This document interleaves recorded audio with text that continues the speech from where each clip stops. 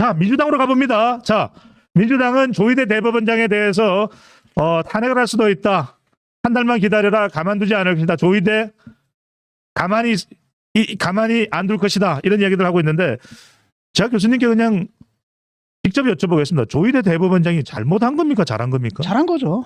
잘한 거고 잘못한 건 누구냐면 2심 판사가 잘못한 거죠. 예. 2심 판사가 잘못한 겁니다. 우리가 그러니까 1심에서 얘기했잖아요. 2심 때도 비판했잖아요. 그거 우리가 이제 2심을 비판했는데 그 내용 자체를 갖다 그대로 뭡니까 3심에서 받아들이는 거예요. 아하. 나는 3심에서 그냥 통과시킬 줄 알았거든요. 왜냐하면 굉장히 정치적으로 미묘하잖아요. 예.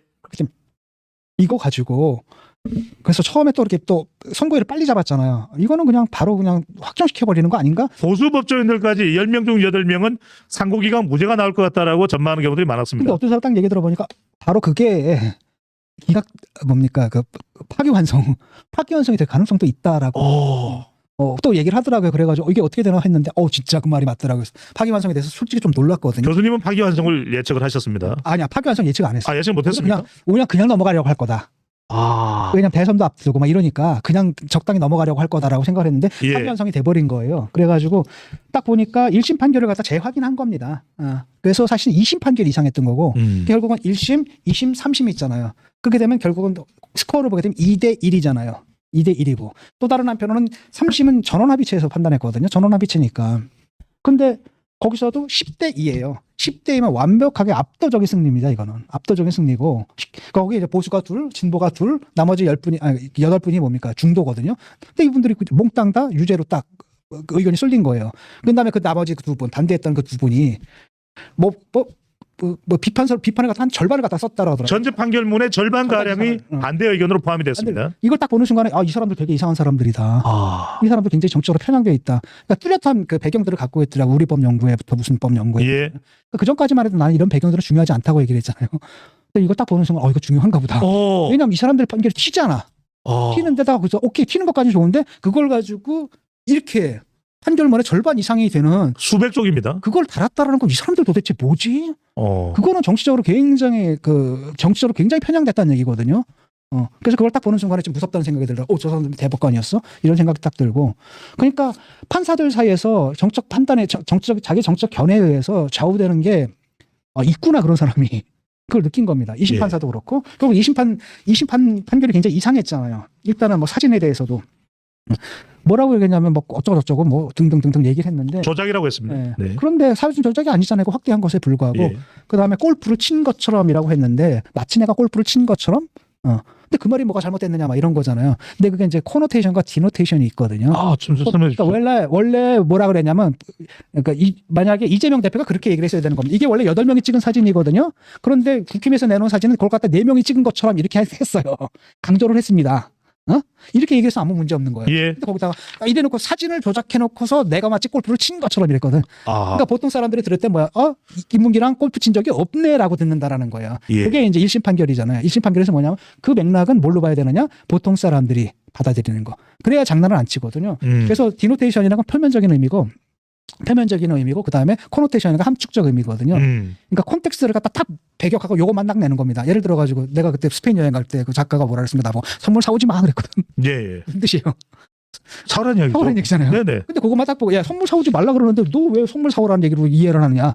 이렇게 판결을 한 거거든요.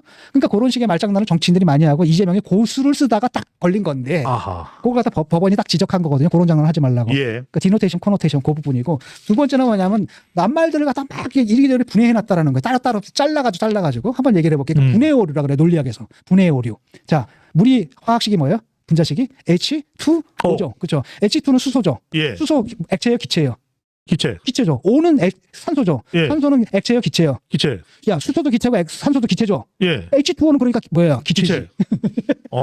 액체인데. 그렇죠. 이게 이제 분해 오류라는 거예요. 그러니까 딱 그거 논리학에 교과서에 나오는 아주 고전적인 네. 오류거든요. 그런 식의 판결문이 2심 판결문이라는 겁니다. 그걸 지적한 거예요. 그래서 다시 이거 빠꾸를 딱 돌려버린 거죠. 10대 2라고 하면 이건 압도적인 거거든요. 네. 10대 1이면 압도적인. 그럼에도 불구하고 민주당은 조희대 대법원장은 윤석열 전 대통령과 잘 아는 친구 사이다.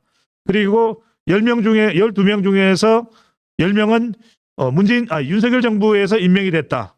완전히 성향대로 나누어졌고 이것은 5월 1일 선고를 내린 것은 이재명 대표를 이재명 후보에게 부정적 영향을 주는 대법원의 선거 개입이다. 이렇게 규탄을 하고 있습니다. 말도 안 되는 거죠. 그러면. 말도 안 되는 거고. 그렇다면 그다음부터는 뭡니까? 그럼 민주당 정권에서 된 대법원 판사들은 그럼 다 뭡니까? 대법관들은 다 민주당 편이야? 그다음 다 민주당 편만 임명할 거야? 말이 안 되는 거죠. 그거는. 그런 식으로 얘기를 하면 안 되는 거고. 예. 그다음에 형량이 이제 남았잖아요. 예, 양형입니다. 그러니까 민주당에서는 그렇게 이제 몰고 갈 겁니다. 예. 몰고 갈 건데 왜냐하면 자기들 자기 변명을 해야 되는 거잖아요. 근데 딴 건 몰라도 12명이에요. 그 사람들의 성향을 보게 되면 보수가 2명에서 3명 사이고 진보가 2이거든. 진보가 2이고 그리고 10대 2가 나왔다라고 한다면 누가 편향됐냐라는 거야. 객관적으로. 그쪽 사람들이 편향된 거라는 거지. 그게 상식적인 거잖아. 그다음에 1심 유죄, 2심 무죄, 3심. 2대 1이잖아. 그것만 봐도. 예. 그다음에 저 사람들이 하는 얘기가 바로 뭐냐면 그 판결 자체에 대해서 아무 말도 못해요. 그렇네요. 한 말도 못하고 맨날 시기만 얘기하잖아요. 아하. 시기만 얘기하거든요. 아니 판결에 문제가 있으면 어느 부분에 어느 판단이 문제가 됐는지를 얘기하라고. 그 얘기를 아무도 못하거든요. 그러니까 그 시기만 가지고 막 얘기를 하는 겁니다. 시기가 문제라면 진작 얘기하지. 사실 2심 판결도 상당히 빨리 나왔거든요. 그럼 그때도 시기를 문제 삼든지. 3심 판결도 일찍 나왔잖아요.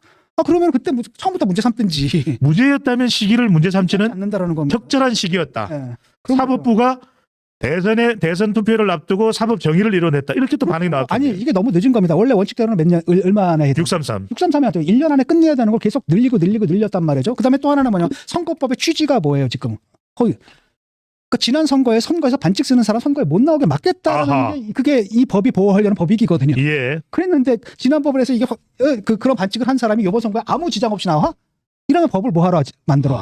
이런 문제가 있는 거거든요. 예. 법 자체 존재 의미에 관한 문제라는 겁니다. 그러니까 사실상 그 전에 확정이 됐어야 되는데 법원에서 이제까지 늦춰오니까 그거 자체가 문제였고 실질적으로 그 1심 판사 같은 경우에 굉장히 정치적으로 일부러 늦췄거든요. 이거. 예. 이 사람들의 정치 성향이 문제인 거죠. 이거 자체가 문제인 건 아니고 네. 형량이 남았는데 이거는 유죄는 확정됐습니다. 이미. 여기서 무죄로 갈 수는 없어요. 이제 양형이네요. 양형. 유죄인데 100만 원 이상이냐, 100만 원 미만이냐. 그런데 네.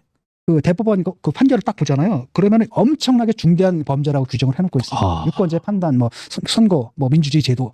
그래가지고 이걸 갖다 형량은 더 이상 낮출 수가 없어요. 그러니까 벌금형이 아니라 그때 뭔가 1심 형량이 집유였거든요. 그러니까 실형에다 징역 1년, 집행유예 2년이었습니다. 그러니까 거기서 더 낮춰줄 수가 없습니다. 그러니까 이거는 당선 무효형 확실해요.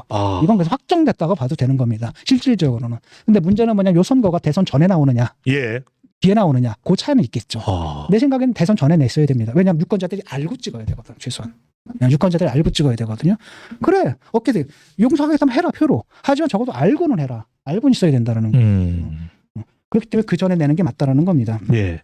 10월 첫 재판이 있고 첫 재판은 나오지 않을 것이고 그러면 한 5일 뒤에 20일에 두 번째 재판이 있고 두 번째 재판은 나오지 않을 것이고 그러면 그때부터는 피고인이 재판에 나오지 않아도 선고를 내릴 수 있기 때문에 세 번째 25일에서 30일 사이에 양형 선고가 내려질 수도 있다는 보도가 나오는데 이 점 어떻게 보십니까? 내려줘야죠. 내릴 가능성이 네. 상당히 크죠. 지금 서두르는 걸 보니까 딱 그거 좀 생각한 것 같아요. 아니 그것도 못하려면 이 법을 뭐하러 만드느냐. 그다음에 실제로는 선거법을 갖다 비판하는 사람들이 있거든요. 그렇다면은 지금 와가지고 비판할 게 아니라 평소에 비판하고 그다음에 국회의원들은 뭡니까? 법 만드는 사람들인데 그때 진작 만들었어야지. 냉정 가만히 있다가 자기들이 걸리니까 법이 문제다? 이제 고쳐야 된다? 뭐 이따 얘기하는 거 아니겠습니까? 예. 그거는 말이 안 되는 거고 쉽게 말하면 법이다라는 것은 보편적 적용을 위한 거지 자기들이 어떤 특수한 이익에 따라서 이리 만들고 저리 만들고 이거는 입법 활동이라고 할 수가 없는 거죠. 네. 그건 아닌 것 같고. 그리고 여기서 또 하나 민주당에서 두 개의 법안을 발의했습니다. 하나는 현직 대통령은 형사 재판을 중지한다. 또 하나는 대법원의 대법관을 딱 숫자를 늘려서 대법관의 숫자를 늘린 상태에서 대법원 판결이 이루어지도록 한다. 대법원 숫자의 증가. 또 형사재판은 현직 대통령에게는 중지. 어떻게 봐야 될까요? 그러니까 이게 지금 장난을 좀 치는 것 같거든요. 지금 현재는 뭐냐 헌법 제84조 있잖아요. 여기에 대한 해석은 정설이 지금은 없어요. 학계에서 둘 다 가능하다고 봅니다. 민주당은 계속 다수설은 중지다 이렇게 이야기를 하고 있습니다. 없어요. 다수설이 없습니다. 여기는. 오히려 다수설이 있다라고 한다면 하나가 있는데 그건 뭐냐면 지난번 홍준표가 지난번 대선에 나왔을 때 그러니까 그 지지난번 대선이죠 아마도 그때 나왔을 때 뭐였냐면은 그 정치자금법으로 걸렸잖아요. 예. 바깥 상자에다가 돈을 받았느냐. 미터 500입니다. 그게 확정되면 그때 이제 그 문제가 잠깐 얘기가 됐었는데 그때 설문조사를 했을 때 언론사에서 설문조사를 했을 때 헌법학자들의 다수는 뭐냐 재판은 중지되지 않는다라는 거였어요. 계속 간다는 그다음에 거기서 유죄를 받으면 어떻게 되느냐라고 했을 때 다수설은 뭐였느냐면 그러니까 10명 중에 8명이 뭐라 하느냐면 그때는 당선 무효다라고 대답한 바가 있습니다. 예. 그것만 가지고 우리가 판단할 때 다수설은 오히려 재판은 계속되는 거고 유죄가 나가면 당선 무효가 된다라는 게 현재로서 확인된 다수설은 그거다. 네. 하지만 지금 확실하지 않기 때문에 그 부분 때문에 지금 뭐냐면은 입법을 하겠다라는 거잖아요. 그것은 바로 뭐냐면은 이 민주당에서 안다라는 겁니다. 그 헌법 84조 그걸로 인해서 그 규정으로 인해 가지고 재판이 중지되지 않는다는 걸 본인들도 아는 거예요. 그러니까 그걸 갖다 뭡니까 막으려고 지금 법을 만들겠다라고 얘기를 하는 거죠. 그래서 지금은 그게 이제 그다음 또 하나가 뭐냐면 이제 예. 유죄 판결 시에 당선이 되느냐 안 되느냐 이것도 사실 논란이 좀 있거든요. 아하. 확정이 좀 안 돼 있는 상태거든요. 그래서 그 부분도 이제 아마 판단을 받아야 되는 겁니다. 근데 지금 이 모든 권한이 누구한테 있는 거냐? 대법원한테 있어요. 그러니까 대법원에서 만약에 그 사람 재판을 계속하겠다면 말릴 수 있는 그게 없는 겁니다. 어허. 가는 겁니다. 어허. 안 하겠다라고 한다면 또 하게끔 강제할 수단도 없어요. 어허. 그런 상태 속에서 지금 결정권을 갖고 있는 건 대법원이에요. 예. 근데 만약에 대법원에서 미룬다라고 하면 뭐 미루거나 아니면은 또 계속한다라고 할 경우에 이제 특히 문제가 될 때가 아마도 재판을 계속 할 경우에 이제 민주당 측에서 아마도 이거 헌법재판소로 가져가지 않을까 싶어요. 예. 헌재까지 가는 거고라고 한다면 그 헌법재판소 구성에 그 난리를 쳤던 이유가 조금 그때도 제가 그 얘기를 했을 겁니다. 아마 이런 사태가 있기 때문에 미리 정지 작업을 하는 게 아니냐 이런 게 있겠죠. 근데 지금 당장은 뭐냐 대법원에서 간다라고 막을 수가 없어요. 재판한다라고 한다면. 자, 정치권 중간부에 돌아오고 있습니다. 대선은 이제 한 달도 채 남지 않았습니다. 6월 3일 대선 본투표일이 있고 그 전에 사전투표일도 있습니다. 지금 국민의힘은 이른바 빅플랫폼 단일화 과정이 순탄치 않게 가고 있는 것이 굉장히 큰 걸림돌로 작동하고 있습니다. 교수님, 보수에서 그래도 기대할 수 있는 것은 보수 대연합, 단일화일 텐데 어떤 관점에서 바라봐야 될까요? 글쎄요. 이거 어차피 이건 지는 선거거든요. 지는 선거고 결국은 그러니까 김문수로 단일화가 되면은 이제 결국은 이건 100% 지는 거고 한덕수로 단일화가 되면 99% 지는 거거든요. 약간 1%의 확률 정도가 조금 더 높은 그 정도지. 대선은 이미 이제 끝났다고 생각합니다. 예. 지난 경선에서 이미 이제 국힘의 당원들이 국힘의 운명을 이미 결정지었다고 봐요. 그러니까 실제로는 뭡니까? 작년에 윤석열이 딱 기업력을 때릴 때부터 모든 시간표는 이미 따진 거다. 크게는. 그 안에서 근데 변수가 있었지 않습니까? 변수가 이제 한동훈 변수가 있었는데 그 한동훈 변수를 자기들 스스로 잠재운 거예요. 라고 한다면 변수가 될 게 없고 결말은 뻔한 겁니다. 지금 싸우는 것 자체가 사실 별 의미가 없거든요. 의미가 없는 겁니다. 그럼에도 불구하고 대선까지 아주 계엄 그다음에 탄핵 그 탄핵 반대에 대해서 아직까지도 반성도 못하고 사과도 못하는 당에서 사실 그 단일화까지 못해가지고 지들끼리 싸우는 모습을 보게 된 건 최악이거든요. 최소한 그 최악은 피해라. 그래서 최악은 피해하고 그 다음에 김문수 같은 경우에 솔직히 말하면 자기가 경선 과정에서 약속했잖아요. 그걸로 표를 얻어서 당선됐거든요. 그럼 자기가 유권자들한테 했던 자기를 믿고 그렇게 해줄 거라고 믿고 표를 던진 유권자들에게 답을 해줘야 되는 겁니다. 거기서 자기와 그다음에 자기 밑에 있는 사람들, 자기 옆에 있는 사람들이 당권 투쟁 이것 때문에 사실은 당에게 큰 해악을 끼치는 거지 않습니까? 그거는 하지 말아야 된다는 겁니다. 만약에 자기가 정말로 경선 과정에서 아니다 한동훈과 같이 이건 당의 후보 중심으로 단일화도 끌고 가야 된다 이렇게 약속을 했다면 지금 하는 행동이 정당화가 될 수 있지만 예. 분명히 그런 스탠스는 아니었거든요. 라고 했는데 지금 와서 라고 한다는 건 유권자를 기만하는 거죠. 당을 배신하는 것밖에 안 된다고 생각을 합니다. 네. 자, 오늘 교수님의 설명 중에서 가장 귀에 꽂히는 것은 최악은 피해라. 자, 최악은 어떤 상황일까요? 자, 대선이 이제 한 달도 남지 않았습니다. 여러분들은 어떤 지도자를 대한민국의 미래를 짊어질 대통령으로 선택하시겠습니까? 시사전을 시사 끝장도 계속해서 쫓아가도록 하겠습니다. 자, 오늘도 어김없었습니다. 대한민국 최고의 농객 김중관 교수와 함께했습니다. 고맙습니다.